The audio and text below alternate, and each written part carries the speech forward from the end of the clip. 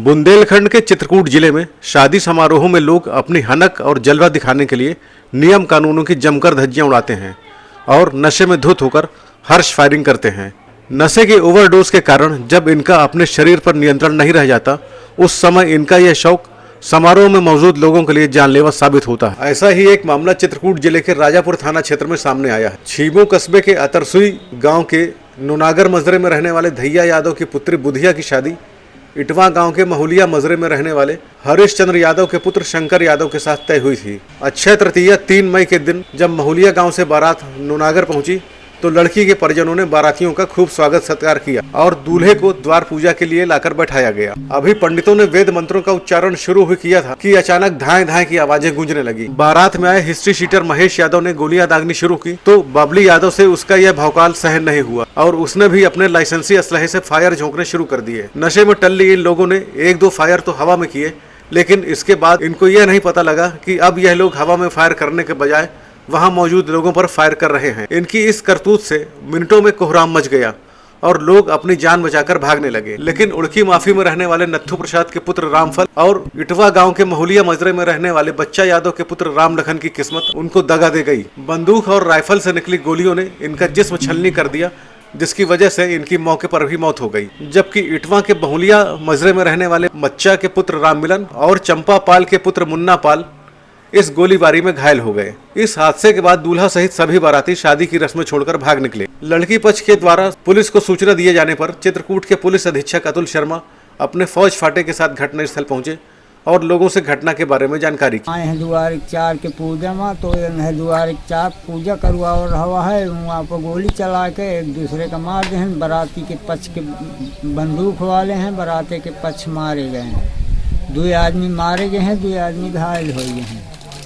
फिर जो ये गोली चल गए उनके लाग गए तो हम भागा, फिर बारातू भाग और बाराती का कहते फिर उन्हें एक आदमी के लेके भागे और 2 आदमी जो घायल हैं वहाँ पैसे चल गए हैं, एक आदमी दारे में मर गए। अच्छा, तो किन हथियारों से गोली चलाई गई कुछ पता? हाँ, एक तो राइफल और एक का कहती दुनाली। पुलिस बुलावागा, फिर शासन आवा है, शासन फिर निर्णय की फिर लाश लगी। फिलहाल पुलिस ने फायरिंग के आरोपी बाबली यादव को उसके लाइसेंसी असलहे के साथ गिरफ्तार कर लिया है, जबकि दूसरा आरोपी अभी भी पुलिस के गिरफ्त में नहीं आ पाया है। घटना के प्रत्यक्षदर्शी मनोज सिंह का कहना है कि दोनों लोग नशे में धुत थे, जिसकी वजह से असलहों की नाल ऊपर करके फायरिंग करने के बजाय इन लोगों ने शादी समारोह में मौजूद लोगों पर ही फायर झोंक दिए। शराब के नशे में थे जिसने फायरिंग शुरू किया और वो अचानक ही मतलब सीधे फायरिंग करने लगे एक दूसरे के सामने। हाँ, कितनी गोलियां करीब चलाई होंगी? वही 2-3 चलाई। तो जब फायरिंग शुरू की उसके पहले कोई लड़ाई झगड़ा कुछ नहीं, किसी तरह का कोई विवाद हुआ? कुछ नहीं था, वो शराब के नशे में। चित्रकूट के अपर पुलिस अधीक्षक शैलेंद्र कुमार राय के अनुसार मृतकों का पंचनामा भरकर पोस्टमार्टम के लिए भेज दिया गया है और घायलों का इलाज चल रहा है। पुलिस ने मामला दर्ज कर आगे की कानूनी कार्रवाई शुरू कर दी है। ये मामला ग्राम नूनागर का है, जहां कल रात में एक बारात का आयोजन चल रहा था, शादी का आयोजन चल रहा था। इसमें द्वार पूजा के दौरान जो है हर्ष फायरिंग की गई महेश और बाबली द्वारा, जिसमें 2 व्यक्ति की मृत्यु हो गई। मृतक में एक दूल्हे का बहनोई रामकरण यादव है, दूसरा दूल्हे का चाचा राम लखन है। इस संबंध में एक आरोपी बाबली की गिरफ्तारी हो गई है।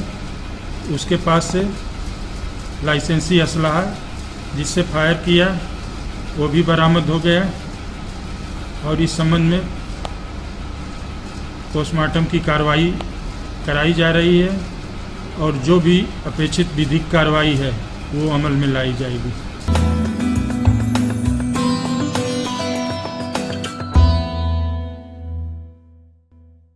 अपने स्मार्टफोन पर व्हाट्सएप के जरिए हमारी खबरें प्राप्त करने के लिए 9415124133 नंबर को अपने मोबाइल में सेव करने के बाद BNI लिखकर हमें व्हाट्सएप करें।